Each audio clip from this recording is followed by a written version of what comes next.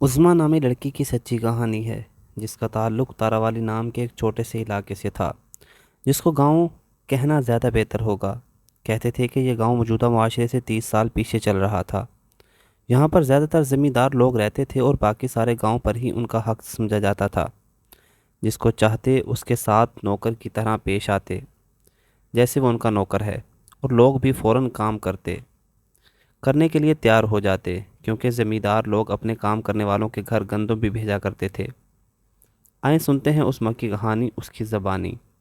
میری ماں اس دنیا سے تب ہی چلی گئی جب میں صرف 10 سال کی تھی، اور اب میری عمر 17 سال ہو چکی تھی۔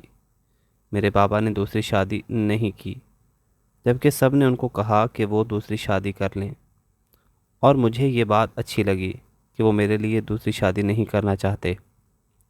لیکن 3 4 سال کے بعد وہ ایک عورت کو گھر لے آئے جو عمر میں کم تھی، اور انہوں نے اس کے ساتھ شادی کر لی۔ میرے گھر میں میری سوتیلی ماں چپ چاپ رہتی تھی، کیونکہ اس کے علاوہ میں اور کچھ نہیں کر سکتی تھی۔ اس عورت کا نام عشرت تھا، اور اس کا بہت زیادہ خرچہ تھا۔ میرے باپ اس کے خرچے اٹھا کر تھک گئے تھے۔ جو بھی گھر میں پیسہ آتا وہ یہ بابا سے لے لیتی تھی۔ میرے بابا کو بھی اپنے پیسے اس سے مانگ کر لینے پڑتے تھے۔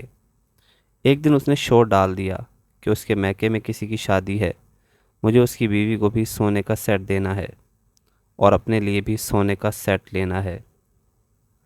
یہ ضرورت سے زیادہ حسین بھی تھی، اور میرے بابا پتہ نہیں کیوں اس کی ہر بات مانتے تھے۔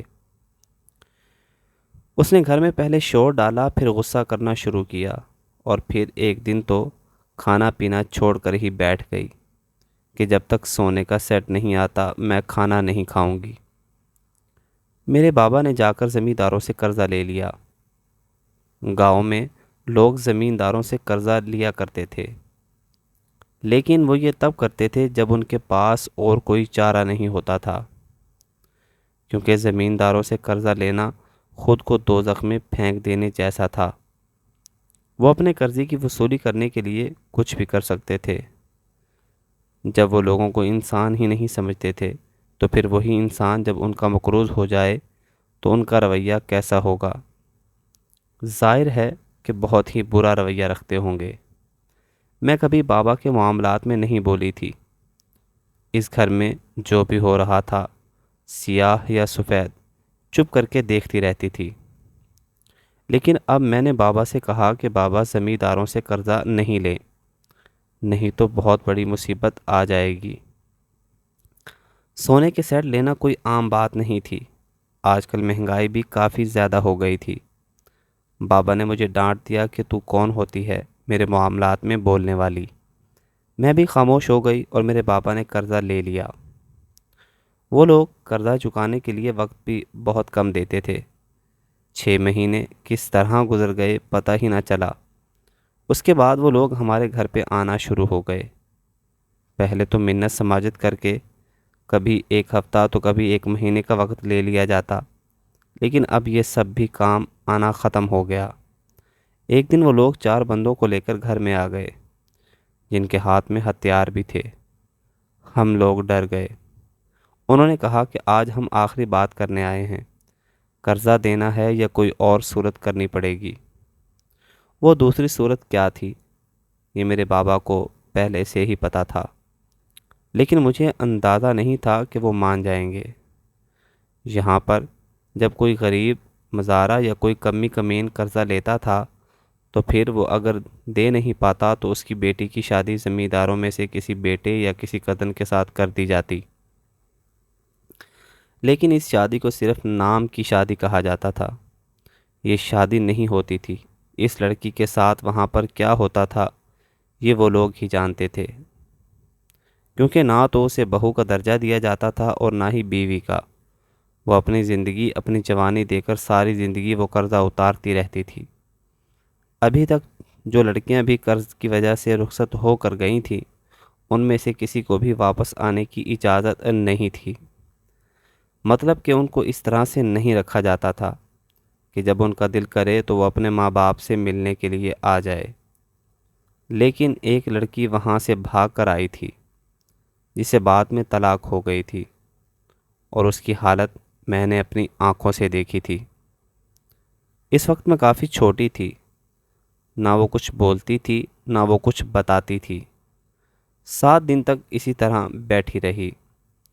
اس کے بھائی، اس کے باپ، یہاں تک کہ اس کی دوستوں کو بلا لیا گیا کہ کوئی تو اس سے بات کرے تاکہ وہ جواب تو دے، لیکن وہ ایک لفظ نہ بولی، اور 7 دن کے بعد کھانا نہ کھانے کی وجہ سے کمزور ہو گئی اور اس کی جان چلی گئی۔ وہ ہم سب کے لیے ایک ایسا راز بن کر دنیا سے چلی گئی جس کے بارے میں آج بھی ہم لوگ سوچتے تھے، لیکن ہمیں کوئی جواب نہیں ملتا تھا۔ وہ لوگ بہت ظالم لوگ تھے۔ وہ شاید لوگوں کو اس لیے قرضہ دیتے تھے کہ یہ قرضہ واپس نہ بھی ملے تو اس کے بدلے ایک جیتی جاگتی انسان مل جائے گی۔ بابا کو بھی انہوں نے یہی کہا کہ اگر قرضہ نہیں دینا تو پھر تو اپنی بیٹی ہمارے گھر کے لڑکے کے ساتھ بیاہ دے۔ میرے بابا اس بات پر خاموش ہو گئے، کیونکہ یہ کس کو برا لگتا ہے کہ جیسے دیے بغیر جان چھوٹ جائے، اور میری بابا کو کیا فکر تھی۔ جب سے وہ دوسری بیوی لے کر آئے تھے ان کو صرف اس کی فکر تھی، اتنی فکر تھی کہ اس لیے انہوں نے قرضے کا عذاب بھی اپنے گلے میں ڈال لیا۔ لیکن مجھے تو اس کو اسکول میں بھی نہیں پڑھایا تھا۔ جب میری ماں زندہ ہوتی تھی تو میں اسکول میں پڑھتی تھی۔ مجھے اردو پڑھنا لکھنا تو آتی تھی، لیکن میں آگے پڑھنا چاہتی تھی، پر بابا نے اس کو فضول خرچی کہہ کر مجھے گھر میں ہی بٹھا لیا اور میں گھر کے کام کیا کرتی تھی۔ بابا نے کہا کہ سوچنے کے لیے وقت دے دیں، پھر آپ کو بتا دیں گے۔ وہ لوگ وہاں سے چلے گئے اور رات کو میرے بابا اور ستیلی ماں نے آپس میں یہ فیصلہ کیا کہ مجھے بھیج دیا جائے۔ میری ستیلی ماں کا کہنا تھا کہ ویسے بھی تو اس کی شادی کرنی ہے، کسی نہ کسی کے ساتھ تو شادی کرنی پڑے گی، وہاں پر جہیز بھی دینا پڑے گا، ساری برادری کو کھانا کھلانا پڑے گا، یہاں پر چلی جائے گی تو قرضہ بھی معاف ہو جائے گا اور ہمارا کوئی خرچہ بھی نہیں ہوگا۔ یہ عورت بہت چلاک تھی کہ اگر چاہتی تو کسی کو قتل کرنے پر بھی راضی کر سکتی تھی۔ اسے لوگوں کو منانے کا طریقہ آتا تھا۔ میری ستیلی ماں نے باپ کو بآسانی منا لیا اور بات کی بھی کر دی کہ بس ٹھیک ہے، 2 دن چھوڑ کے جمعہ ہے، ان کو بلا لیتے ہیں، نکاح کی رسم کر کے اس کو بھیج دیں گے۔ بابا نے کہا اس کے لیے 2 سے 4 کپڑے نکال دینا۔ اس نے کہا کہ ہاں ضرور، میں 2 سے 4 کپڑے نکال دوں گی، فکر نہ کریں، آپ مجھے پیسے دے دیں، میں اس کے لیے اور بھی کوئی چیز بنا لوں گی۔ وہ بہت اچھی بن رہی تھی، جبکہ اس نے اپنی زندگی کا سب سے ذلیل فیصلہ کیا تھا اور میرے باپ کو بھی مجبور کیا تھا۔ میں اب نہیں بولتی تو کب بولتی؟ میں بھی سامنے آ گئی اور میں نے کہا کہ میں شادی نہیں کروں گی۔ آپ کو یاد نہیں اس لڑکی کا حال کیا ہوا تھا؟